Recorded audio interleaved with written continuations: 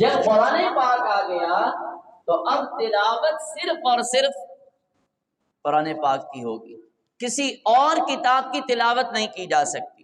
آپ اندازہ فرمائیے، حضرت عمر رضی اللہ تعالی عنہ، ٹھیک ہے بیٹا، ٹھیک ہے بس ٹھیک ہے۔ حضرت عمر رضی اللہ تعالی عنہ رسول اللہ صلی اللہ علیہ وسلم کے سامنے بیٹھے ہیں، حضرت ابو بکر صدیق رضی اللہ تعالیٰ عنہ بھی بیٹھے، اور حضرت عمر رضی اللہ تعالیٰ عنہ نے تورات کے صفحات کھول دیے تو رسول اللہ صلی اللہ علیہ وسلم کے چہرہ انور کا رنگ تبدیل ہو گیا۔ حضرت ابو بکر صدیق رضی اللہ تعالیٰ عنہ نے حضرت عمر رضی اللہ تعالیٰ عنہ کو کوہنی ماری اور ایک جملہ کہا، ثقلت کا امک یا عمر، اے عمر، اللہ تیری ماں تجھے گم کر دے، حضور کے چہرے کو نہیں دیکھتے کہ حضور اکرم صلی اللہ علیہ وسلم کس طرح غصے میں ہیں؟ تو حضرت عمر رضی اللہ تعالیٰ نے جب آقا کریم صلی اللہ علیہ وسلم کے چہرے انور کی طرف دیکھا تو وہ صفحات رکھ دیے اور گھٹنوں کے بل بیٹھ کر کہا، رضیت باللہ ربا وبالاسلام دینا وبمحمد صلی اللہ علیہ وسلم نبیا، میں اللہ کے رب ہونے پر راضی ہوں، رسول اللہ صلی اللہ علیہ وسلم کے رسول ہونے پر راضی ہوں، اور دین کے اسلام ہونے پر راضی ہوں۔ اب حضور اکرم صلی اللہ علیہ وسلم کیا فرما رہے ہیں؟ اے عمر، لو کان موسیٰ حیا لما وسعہ الا اتباعی، اللہ اکبر۔ اے عمر، اگر آج موسیٰ علیہ السلام زندہ ہو کر کے آئیں تو ان کے پاس بھی سوائے قرآن پاک کی تلاوت کے کوئی اور راستہ نہیں ہوگا۔ یعنی اگر موسیٰ علیہ السلام آج زندہ ہو کر کے آئیں گے تو انہیں بھی اسی کلام مقدس اور اسی قرآن پاک کی تلاوت کرنی ہوگی، ان کے لیے بھی گنجائش نہیں ہے کہ قرآن پاک کے آنے کے بعد وہ کسی اور کتاب کی تلاوت کریں۔ اتل ما اوحی الیک من الکتاب، نبی جی آپ کو جو ہم نے کتاب دی اس کتاب کی تلاوت کریں۔ اور آپ دیکھیں رسول اللہ صلی اللہ علیہ وسلم نے ہر مقام پر اس کلام مقدس کی تلاوت فرمائی ہے۔ اس پر دو واقعے میں مختصر عرض کر کے بات آگے بڑھاتا ہوں۔ آپ حضرات کو جلدی تو نہیں ہے نا؟ اب تو پابندی ہے، کھانے کا ٹائم بھی نہیں ہے، اس لیے رمضان اور قرآن، بس محبت سے ذرا بیٹھیں۔ آپ کو معلوم ہے رسول اللہ صلی اللہ علیہ وسلم نے مکہ مکرمہ میں جب اعلانیہ دعوت کا کام شروع کیا تو حضور پاک علیہ السلام پر کس طرح کے حالات آئے، یہاں تک کہ مکہ کے راستوں پر چوکیدار بٹھائے گئے کہ اگر کوئی باہر سے شخص آئے تو اس کو کہو یہ جو آدمی ہے نا محمد، سب کہہ دیجئے صلی اللہ علیہ وسلم، صلی اللہ علیہ وسلم۔ رمضان المبارک کا مہینہ چل رہا ہے، روزانہ کم سے کم 1000 مرتبہ درود شریف ضرور پڑھا کریں۔ 10 سے 15 منٹ لگتے ہیں، صلی اللہ علیہ وسلم 15 سے 20 منٹ میں 1000 دفعہ پڑھ لیں گے۔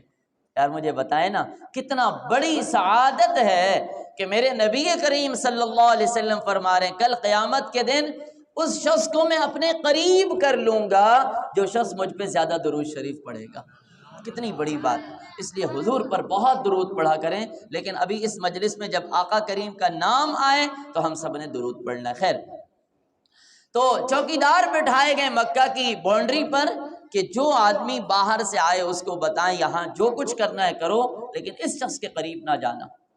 چنانچہ حضرت طفیل بن عمرو دوسی رضی اللہ تعالیٰ عنہ تشریف لائے، فرماتے ہیں میں جیسے داخل ہوا تو مجھے لوگوں نے بتایا آپ یہاں جس مقصد کے لیے آئے ہیں آپ وہ کام کریں، لیکن ایک خیال کرنا ہمارے اس مکے میں توبہ نعوذ باللہ کہنے لگے ایک جادوگر ہے، محمد اس کا نام ہے، اللہ اکبر، اور بس وہ عجیب آدمی ہے، جو آدمی ایک دفعہ اس سے ملتا ہے پھر اسی کا ہو جاتا ہے، جو آدمی اس سے ایک دفعہ ملتا ہے پھر اس کو اپنے باپ کی، دادا کی، خاندان کی، بیوی کی، بھائیوں کی پرواہ نہیں ہوتی۔ دیکھو اس سے دور رہنا۔ حضرت طفیل بن عمرو دوسی رضی اللہ تعالیٰ عنہ ارشاد فرماتے ہیں میرے دل میں خیال آیا یار یہ بھی اس شخص کا مخالف ہے، یہ بھی اس شخص کا مخالف ہے، یہ بھی اس شخص کا مخالف ہے، میں ایک دفعہ جا کر ان سے ملوں تو صحیح۔ دیکھوں تو صحیح آخر کیا ہے وہ۔ اچھا یہ انسان کی فطرت ہے، آپ اس کو جس چیز سے روکیں گے وہ اس میں آگے بڑھتا ہے نا جی۔ ہم وضو خانے میں لکھتے ہیں نا پان اور نسوار تھوکنا منع ہے، تو آپ دیکھتے نہیں ہیں ماشاءاللہ نسوار کے بڑے بڑے لڈو وہیں پڑے ہوتے ہیں، جہاں لکھا ہوتا ہے پان تھوکنا منع ہے وہ ساری جگہ لال ہوتی ہے۔ تو حضرت طفیل بن عامر فرماتے ہیں میرے دل میں آیا میں جا کر ملوں تو صحیح۔ اللہ اکبر، فرماتے ہیں رات کا وقت تھا اور میں بیت اللہ گیا، شاید کہیں وہ مل جائیں۔ میں نے ایک شخص کو دیکھا کہ بیت اللہ کے صحن میں اللہ کا کلام پڑھ رہا ہے، قرآن پڑھ رہا ہے۔ اب میں جا کر اس کے پاس بیٹھ گیا، ساری رات اس عظیم انسان نے تہجد میں قرآن پاک کی تلاوت کی اور میں بیت اللہ کے صحن میں بیٹھ کر اس عظیم انسان کی عظیم تلاوت سنتا رہا۔ جب صبح ہوئی تو میں قدموں میں گر گیا اور میں نے کہا جی آپ کا نام ہی محمد ہے؟ اجی میرا ہی نام محمد ہے، کہہ دیں صلی اللہ علیہ وسلم۔ کہا میں مکے میں داخل ہوا، لوگوں نے مجھے پٹیاں پڑھائیں، لوگوں نے مجھے پتہ نہیں کیا کیا باتیں کی۔ آقا میں رات بھر آپ کا قرآن سنتا رہا، میں بڑے بڑے لوگوں کے پاس گیا ہوں، اللہ کی قسم یہ قرآن پاک نہ کسی جادوگر کا کلام ہے، نہ کسی کہانت کا کلام ہے، نہ کسی انسان کا کلام ہے، یہ کلام اگر کسی ہو سکتا ہے تو پیدا کرنے والے رب کا ہو سکتا ہے۔ حضرت طفیل بن عامر دوسی رضی اللہ تعالیٰ عنہ ارشاد فرماتے ہیں میں کلمہ پڑھ کر مسلمان ہو گیا۔ بھائیو یہ قرآن پاک ہے جو انسان کے دل میں انقلاب پیدا کر دیتا ہے، جو انسان کے دلوں کی کھیتیاں تبدیل کر دیتا ہے، ہری بھری کر دیتا ہے اور انسان کے اجڑے چمن کو آباد کر دیتا ہے، یہ واحد قرآن پاک ہے۔ اس لیے اللہ سبحانہ وتعالی ارشاد فرماتے ہیں اتل ما اوحی الیک من الکتاب، نبی جی جو کتاب ہم نے آپ کو دی ہے اس کلام مقدس کی تلاوت کریں۔ آئیے ایک حدیث سن لیتے ہیں۔ میرے اور آپ کے آقا جناب محمد الرسول اللہ، سب کہہ دینا بھائی صلی اللہ علیہ وسلم، صلی اللہ علیہ وسلم۔ اصل میں ہمیں اندازہ نہیں ہے نا حضور کے نام میں اللہ نے کتنی مٹھاس رکھی ہے، ہاں سبحان اللہ۔ کسی نے کیا خوب کہا، سب نبی اچھے، خلیل اچھا، کلیم اچھا ہے، لیکن ان سب میں وہ مکے کا یتیم اچھا ہے، اور لب کو لب چومتے ہیں جب کوئی لے نام ان کا، اور ان کے نام میں یہ 2 مرتبہ میم اچھا ہے۔ اس لیے جب آقا کا نام آئے تو ضرور درود شریف پڑھنا چاہیے۔ خیر، آقا کریم صلی اللہ علیہ وسلم ارشاد فرماتے ہیں من قرأ القرآن، جس آدمی نے قرآن پاک پڑھا، فَلَهُ 10، اس کے لیے 10 نیکیاں ہیں، ہر حرف کے بدلے 10 نیکیاں۔ جس نے قرآن کریم پڑھا ہر حرف کے بدلے کتنی نیکیاں بھائیوں؟ 10 نیکیاں، ہر حرف کے بدلے 10 نیکیاں۔ پھر رمضان المبارک میں آپ آ جائیں، حضور علیہ السلام کے حکم کے مطابق رمضان المبارک میں نوافل کا درجہ فرض تک پہنچ گیا۔ جس نے نفل ادا کیے وہ ایسا ہے گویا اس نے غیر رمضان میں فرض ادا کیے، اور جس نے رمضان میں فرض ادا کیے وہ ایسا ہے گویا اس نے 70 فرائض ادا کیے۔ اب واپس آئیں، میں نے عرض کیا قرآن پاک کے ایک حرف پڑھنے کا ثواب کتنی نیکیاں بھائی؟ 10 نیکیاں۔ پھر 10 کا ثواب 70 کے برابر چلا جائے، گویا کہ ایک حرف کے پڑھنے کا ثواب 70 نیکیاں ہیں، 70 کے برابر ہے۔ پھر اگلی بات ذرا سمجھ لیں، یہ تو کم سے کم درجہ ہے بھائیوں۔ جب اللہ جل شانہ کا دریائے رحمت جوش میں ہوتا ہے نا، وہ کتنا نوازتا ہے، اس کی ایک مثال سمجھیں۔ آپ کو معلوم ہے حضرت یوسف علیہ السلام اللہ کے بڑے اعظم پیغمبر تھے۔ مصر میں قحط آ گیا اور یوسف علیہ السلام غلہ تقسیم فرما رہے، ایک نوجوان آیا اور اس نے کہا جی میں گھر میں فاقہ ہے، کچھ عنایت کیجیے۔ یوسف علیہ السلام نے وزیر خزانہ کو پرچی لکھی کہ بھئی اس کو اتنا دے دیں، وہ جو خزانے کا نگران تھا۔ وہ چلا گیا، 2 دن گزرے، وہ پھر آ گیا، بات سمجھے. 2 دن گزرے وہ پھر آ گیا تو یوسف علیہ السلام نے پھر پرچی لکھی بھائی اس کو دے دیں. جب کچھ عرصے کے بعد وہ پھر آیا نا تو یوسف علیہ السلام نے فرمایا میاں تمہیں معلوم ہے میرے سر میں قحط چل رہا ہے، اب اگر آپ بار بار تشریف لائیں گے تو دوسروں کا حق مارا جائے گا. تو اس نے سر جھکایا، پھر کہنے لگا حضرت آپ مجھے جانتے ہیں میں کون ہوں؟ بھائی تھوڑا سا نوجوان آپ ذرا آگے آئیں، اس خلا کو پر کر لیں، اللہ آپ سے راضی ہو، اللہ آپ لوگوں کی زندگیوں میں بہت برکتیں عطا فرمائے، اللہ بہت جزائے خیر. تو اس نوجوان نے سر جھکایا اور کہنے لگا حضرت آپ کو معلوم ہے میں کون ہوں؟ اجی نہیں جانتا ہوں. اس نے بڑی عجیب بات کہی، اس نے کہا حضرت آپ کو یاد ہے جب آپ عزیز مصر کے محل میں رہا کرتے تھے آپ پر تہمت لگی تھی اور ایک بچے نے آپ کی برات کا اعلان کیا تھا، آپ کی پاک دامنی کی گواہی دی تھی. قرآن کہتا ہے وَشَهِدَ شَاهِدٌ مِّنْ أَهْلِهَا، ایک بچے نے یوسف علیہ السلام کے بارے میں گواہی دی تھی. وہ نوجوان کہنے لگا حضرت وہ بچہ میں تھا. اب اگلی جو میں بات سمجھانا چاہتا ہوں، حضرت یوسف علیہ السلام نے پرچی اٹھائی، اس پہ لکھا یہ نوجوان جب آ جائے جتنا غلہ مانگے اس کو دے دو. اللہ تعالیٰ نے وحی بھیجی، کہا یوسف ایک شخص تیری برات کے گن گائے، تیری تعریف کرے، آپ پرچی اٹھا کے حکم جاری کرتے ہیں جب آ جائے جتنا مانگے دے دو. اے یوسف جو میری حمد و ثنا بیان کرے گا خود سوچو کہ اس کو میں کتنا عطا کروں گا، اس کو میں کتنا عطا کروں گا. اللہ پاک اس وقت اللہ کا دریائے رحمت جوش میں ہے، کوئی انتہا نہیں ہے. اور یار اماں عائشہ رضی اللہ تعالیٰ عنہ فرماتی ہیں جب رمضان شروع ہوتا تو حضور کی سخاوت تیز چلنے والی ہواؤں سے بھی زیادہ ہو جایا کرتی تھی. جب اللہ کے اس عظیم پیغمبر کا حال یہ ہے کہ اس کی سخاوت تیز ہواؤں سے زیادہ ہے، سچ بتاؤ اس پیغمبر کے پیدا کرنے والے رب کی سخاوت کا کیا عالم ہوگا. اس لیے قرآن پاک کی تلاوت کریں، ایک حرف کے بدلے 10 نیکیاں. پھر حضور نے سمجھانے کے لیے فرمایا لا اقول الف لام میم حرف بل الف حرف لام حرف میم حرف.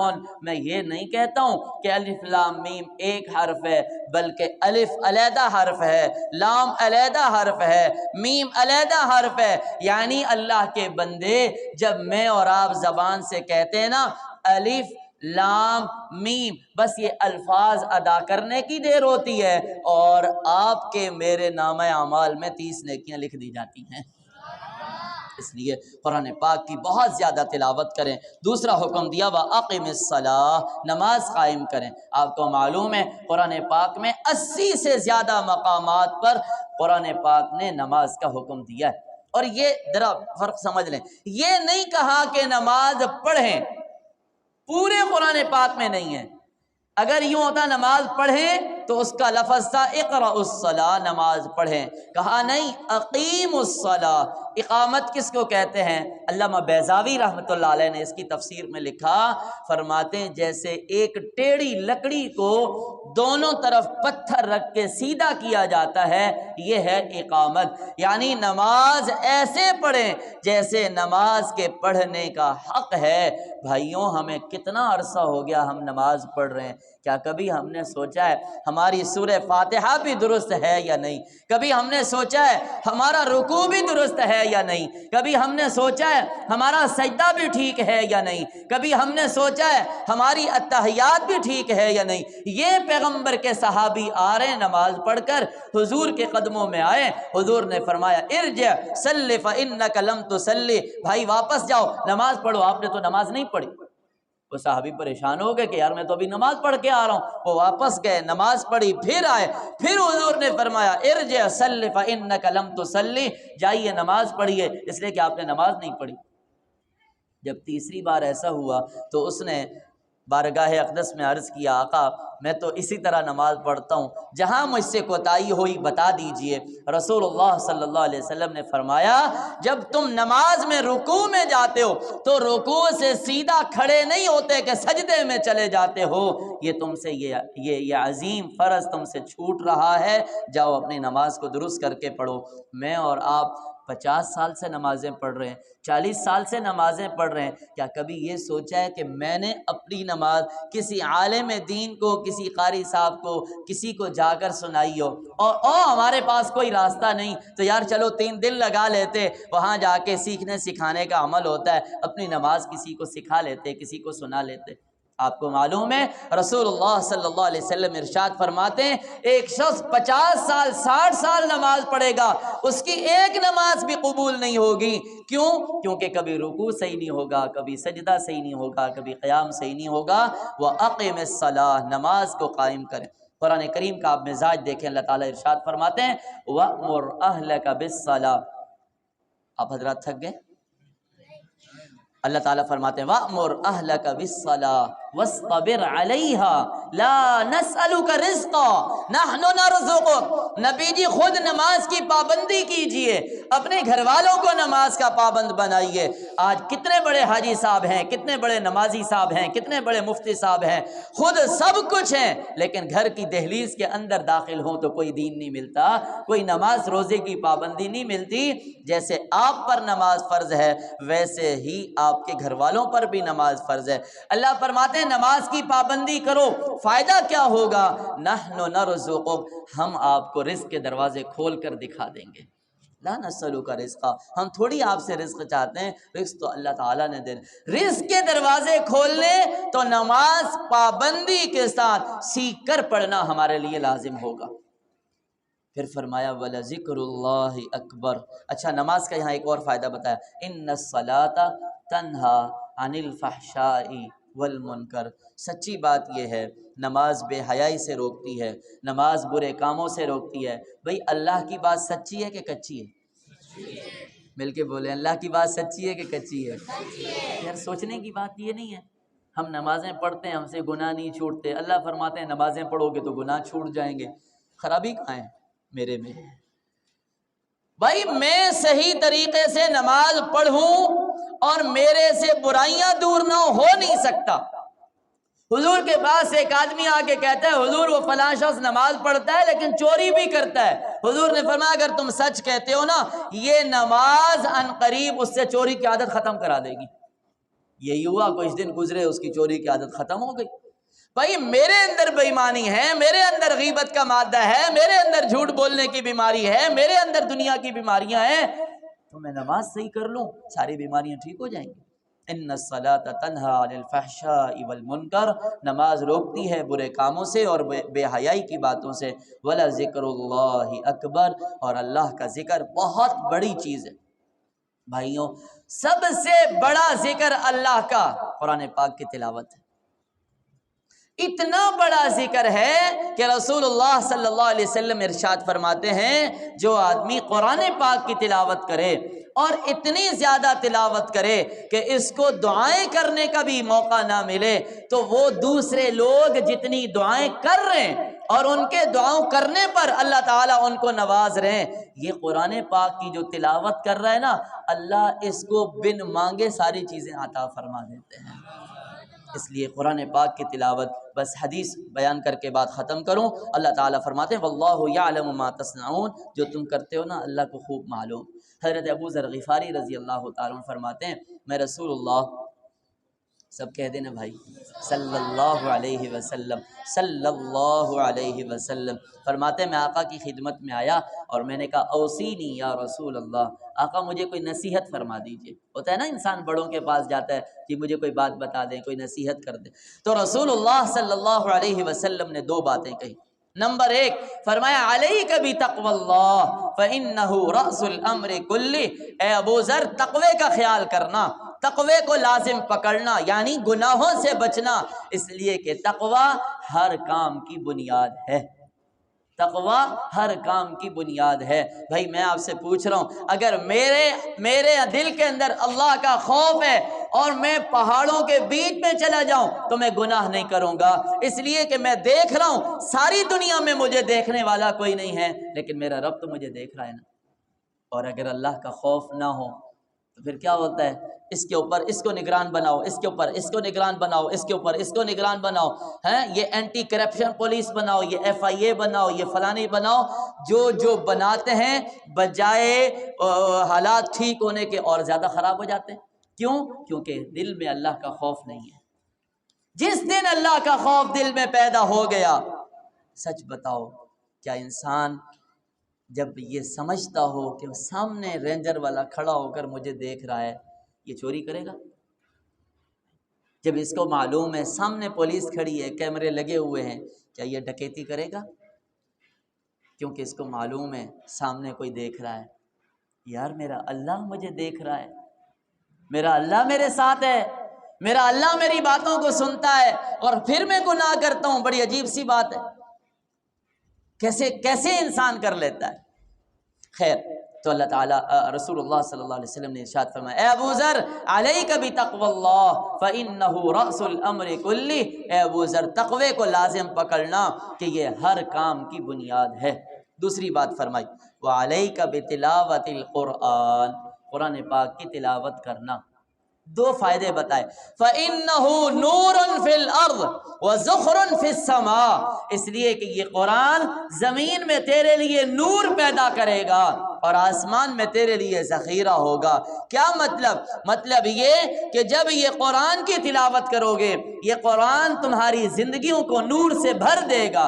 اس قرآن کی تلاوت سے تمہارے چہروں پر بھی نور آئے گا، تمہارے دلوں میں بھی ایمان کا نور آئے گا، اس لیے کہ یہ قرآن کس کی کتاب ہے بھائی؟